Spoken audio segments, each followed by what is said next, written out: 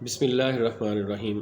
ناظرین، اس وقت آپ کو پتہ ہے کہ ہمارے ملک کی جو صورتحال ہے، خاص طور پر معاشی صورتحال کے بارے میں بہت زیادہ کہا جا رہا ہے کہ بہت نازک حالات ہیں، یہ ہو گیا وہ ہو گیا، لیکن ہماری جو اشرافیہ ہے، ہمارے جو ممبران پارلیمنٹ ہیں معزز، اور جو دوسرے بہت سارے لوگ، ان کی عیاشیوں کا عالم دیکھ لیں آپ۔ اس وقت جو ہے پوری دنیا میں سرمایہ داری جو نظام ہے اس کا توتی بول رہا ہے، اور سرمایہ دار جو ہیں ہیلے بہانے سے کس طرح سے غریبوں کو لوٹ رہے ہیں اور ان کا یہ حال کر رہے ہیں۔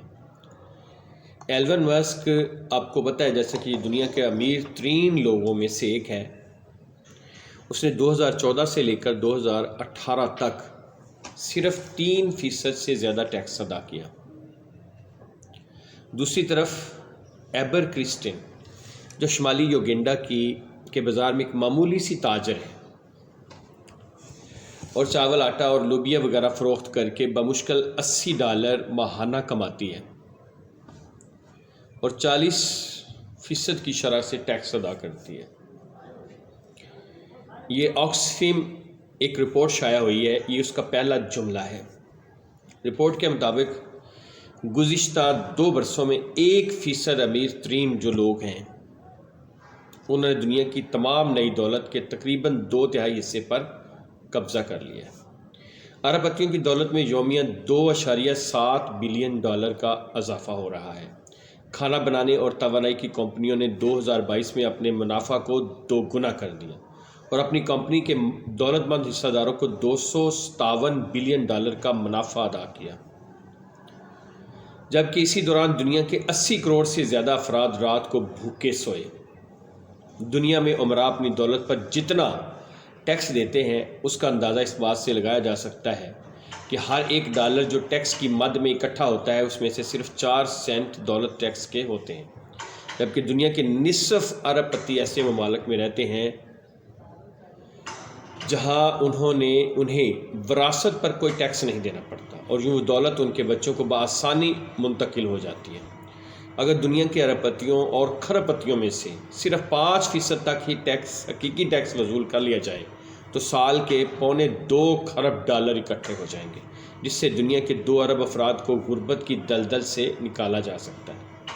آکسفیم کی رپورٹ پڑھ کر دوبارہ اس بات پر یقین پختہ ہو جاتا ہے کہ دنیا ناانصافی پر کھڑی ہے۔ انسان جتنی جلدی اس حقیقت کو قبول کر لے اتنا ہی سکھ میں رہے گا، مگر فی الوقت اس رپورٹ کا فلسفیانہ پہلو زیر بحث نہیں۔ دیکھنا یہ ہے کہ اس ناانصافی سے نجات کیسے حاصل کی جا سکتی ہے۔ ظاہر اس کا کوئی فوری اور مستقل حل تو نظر نہیں آ رہا۔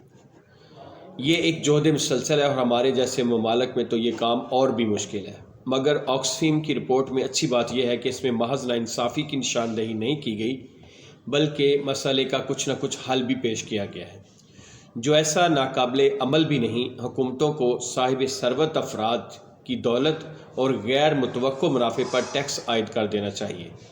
اس کے بعد 1% امیر ترین افراد کی آمدنی پر 60% تک ٹیکس وصول کرنا چاہیے، تاکہ دولت کے ارتکاز کی حوصلہ شکنی ہو، اور پھر ان ٹیکسوں سے ہونے والی آمدنی کو صحت، تعلیم اور غربت ختم کرنے کے منصوبوں پر خرچ کیا جائے۔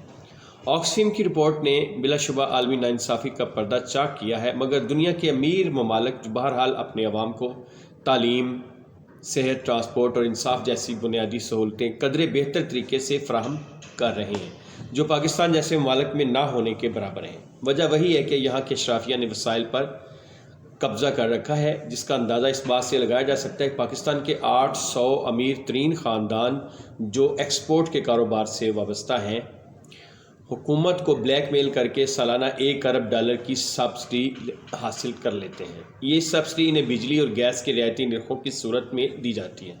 دوسری مثال عالی شان کلبوں کی ہے، جن سے ہماری اشرافیہ کے شاہانہ طرز زندگی کا اندازہ ہوتا ہے۔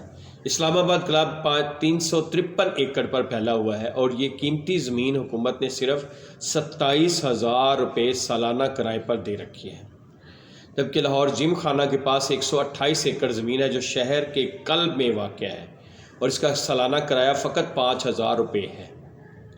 باقی شہروں کے سول اور فوجی کلب اس کے علاوہ ہیں جو شاید کھربوں روپوں کی حکومتی سبسڈی پر چل رہے ہیں۔ ایک ایسا ملک جو کچکول اٹھائے پوری دنیا میں پھر رہا ہے، جو ایک ایک ڈالر کے لیے دوسری حکومتوں کی منتیں کر رہا ہے، اور جہاں کروڑوں لوگ غربت کی لکیر سے بھی نیچے رہ رہے ہیں، وہاں ریاست کا اشرافیہ پر کھربوں روپے خرچ کرنا ایک مجرمانہ فعل ہے۔ اگر آپ کا کوئی ضرورت مند دوست یا رشتہ دار آپ سے کاروبار کے لیے ادھار مانگے تو آپ میں سے اکثر لوگ شاید اس امید پر قرض دے دیں کہ وہ اپنے پیروں پر کھڑا ہو سکے، لیکن اگر وہ شخص قرض لینے کے بعد ان پیسوں کی عیاشی میں لوٹا دے تو کیا آپ اسے دوبارہ قرض دیں گے؟ یقیناً نہیں۔ ایسا ہی حال ہمارا ہے۔ ہم نے اشرافیہ پر ٹیکس عائد کرنے کی بجائے اسے کھربوں روپے کی چھوٹ دی ہوئی ہے۔ ایسے میں جب IMF یا کوئی عالمی ادارہ ہمیں کہتا ہے کہ پہلے اپنا گھر ٹھیک کرو اس کے بعد قرض کی بات کرنا، تو ہم کہتے ہیں کہ یہ بات ہماری غیرت اور حمیت کے خلاف ہے کہ IMF ہمیں ڈکٹیشن دے۔ ہماری غیرت اور حمیت کا یہ حال ہے کہ ہم نے بہت جذبے سے کہا تھا کہ ایٹم بم بنائیں گے، چاہے گھاس ہی کیوں نہ کھانی پڑے۔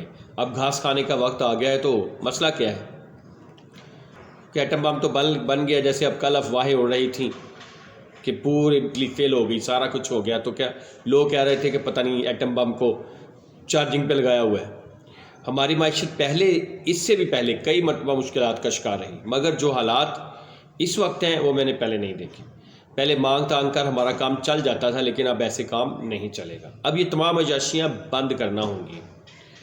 ارب اور کھرب پتیوں کی جائیدادوں پر ٹیکس عائد کرنا پڑے گا۔ ہر قسم کے کلبوں کو دی جانے والی رعایت ختم کرنی ہوگی۔ امیر ترین افراد کو ایکسپورٹ کے نام پر دی جانے والی سبسڈی واپس لینی ہوگی، اور یہ تمام پیسے اکٹھے کر کے صحت، تعلیم اور دیگر بنیادی سہولتوں پر خرچ کرنا ہوں گے۔ یہ کوئی انوکھے اور ناقابل عمل کام نہیں ہے۔ دنیا کے کئی ممالک نے یہ کام کیے ہیں اور آج بھی کر رہے ہیں۔ مسئلہ صرف سیاسی ارادے کا ہے۔ آج ہم چھوٹے سے چھوٹا فیصلہ کرنے سے پہلے بھی خوفزدہ ہو کر سوچتے ہیں کہ نہ جانے اس کا سیاسی رد عمل کیا ہوگا۔ اس خوف کے زیر اثر کوئی کام نہیں ہو سکتا۔ ہماری قیادت کو اس خوف سے جان چھڑانا ہوگی۔ لیکن بات تو کر دی ہے کہ قیادت کو، لیکن قیادت ہے کون سی؟ جو پہلے جو قیادت تھی 3.5 سال رہی ہے، اس نے کیا کر لیا، اور جو اب قیادت ہے وہ کیا کر رہی ہے؟ بھائی یہی تو مسئلہ ہے اس ملک کا کہ اس کو قیادت ہی نصیب نہیں ہو رہی۔ قائد اعظم کے بعد کون سی قیادت ملی ہے اس کو؟ اس کے بعد کوئی قیادت نہیں تھی، معذرت کے ساتھ۔ اور کیا ملک نے ترقی کی ہے؟ کیونکہ یہاں صرف کھانے والے اور لوٹنے والے ہیں۔ شروع سے جو سول اسٹیبلشمنٹ اور ملٹری اسٹیبلشمنٹ کا آپس میں اتحاد ہو گیا، اور انہوں نے مل جل کر ملک کو کھایا اور لوٹا، اور ساتھ سیاستدان بھی اس میں شامل ہو گئے۔ ان کی رشتہ داریاں آپس میں دیکھیں، ان کا میل ملاپ آپس میں دیکھیں، یہ سب آپس میں ایک ہیں۔ تو خدارہ جب تک عوام نہیں اٹھے گی تب تک یہ مسئلہ حل نہیں ہو سکتا۔